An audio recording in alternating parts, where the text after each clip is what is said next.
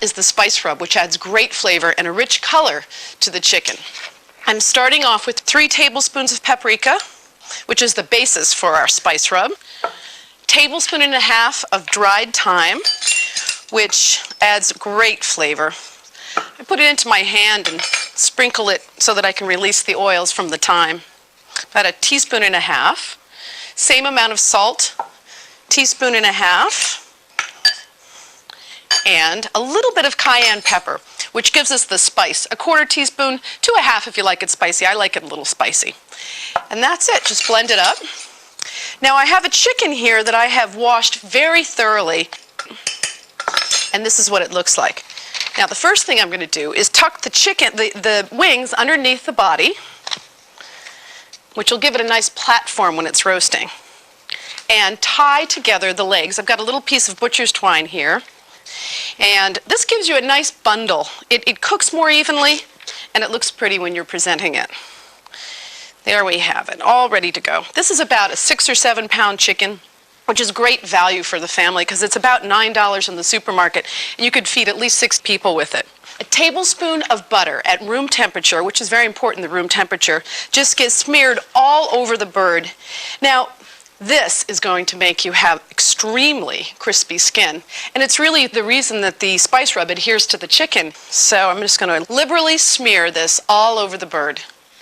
Now, if you would prefer to use 2 chickens instead of 1 big one, that's fine. Or even if you have chicken parts, that's fine too. But if you have a family who likes the breast meat, you've got lots of delicious breast meat here, which if you have leftovers is also great for sandwiches.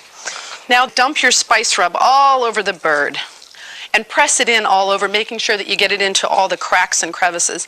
And if you noticed, I've put this onto a piece of butcher paper. So as I'm moving, I can move freely because all of the different spices that are falling off the bird get caught on the butcher paper. Open up the side, underneath the wings, onto the back by the thigh, and just lift up the butcher paper. And then you'll make sure that you have it all coated. And I'm placing it straight into a cast iron skillet here. My oven has been preheated to 375 degrees. So I take my butcher paper here and just pick it up and just dump the rest of the spices right onto the bird, which makes for such quick cleanup. And you know, when you're trying to save time in the kitchen, you got to think of all these little ideas. So this chicken's going to cook for about 1.5 hours at 375 degrees, or until the juices run clear if you pierce it with a fork. And I have a beautiful chicken here that is ready to come out, just the way it's supposed to look, golden, crispy, and that's as simple as could be. You want to make sure that you let your bird rest for about 10 minutes before carving so that all of the juices distribute evenly. Perfect.